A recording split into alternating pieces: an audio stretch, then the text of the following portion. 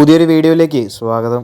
ഇന്നലെ France Morocco മത്സരത്തിൽ അനായാസമായി ഫ്രാൻസ് ഏകപക്ഷീയമായ 2 ഗോളുകൾക്ക് വിജയിക്കുകയായിരുന്നു. എംബാപ്പയും അതുപോലെ തന്നെ ഡെംബലയുമായിരുന്നു മത്സരത്തിൽ ഫ്രാൻസിന് വേണ്ടി ഗോളുകൾ നേടിയത്. മത്സരത്തിൽ ആരാധകർക്ക് അല്പം ആശങ്ക നൽകിയൊരു കാര്യം എംബാപ്പയ്ക്ക് പരിക്കേറ്റു എന്നുള്ളതാണ്. മത്സരത്തിന്റെ 77-ാം മിനിറ്റിൽ എംബാപ്പയെ കോച്ച് പിൻവലിക്കുകയായിരുന്നു. മത്സരത്തിന് ശേഷം എംബാപ്പെ തന്റെ ഇഞ്ചറിയുമായി ബന്ധപ്പെട്ട് ചില കാര്യമൊക്കെ പറഞ്ഞിട്ടുണ്ട്. എനിക്കൊരു നോക്ക് ലഭിച്ചു എന്നുള്ളത് സത്യമാണ്, പക്ഷേ എനിക്ക് കുഴപ്പമൊന്നുമില്ല. ആംഗിളിൽ ചെറിയൊരു നോക്ക് കിട്ടിയിരുന്നു, പക്ഷെ ഞാനിപ്പോൾ ഓക്കെയാണ്. കൂടുതൽ റിസ്ക് എടുക്കണ്ട എന്നുള്ളത് കൊണ്ട് തന്നെയാണ് എംബാപ്പയെ അപ്പോൾ തന്നെ സബ്സ്റ്റിറ്റ്യൂട്ട് ചെയ്തത്. ആ ഒരു ടൈമിൽ എംബാപ്പയ്ക്ക് ചെറിയൊരു ഡിസ്കംഫർട്ട് ഉണ്ടായി, അതുകൊണ്ട് തന്നെയാണ് എംബാപ്പയെ സബ്സ്റ്റിറ്റ്യൂട്ട് ചെയ്തത്. ഞങ്ങളെ സംബന്ധിച്ച് റിലാക്സ് ചെയ്യാൻ ഒരേ ഒരു വഴിയേ മുന്നിലുള്ളൂ, അത് വിജയിക്കുകയാണ്.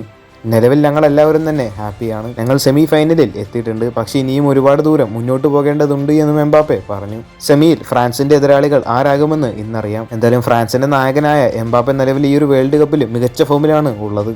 അടുത്തൊരു വാർത്ത അർജന്റീന ടീമുമായി ബന്ധപ്പെട്ട ഒരു അപ്ഡേറ്റ് ആണ്.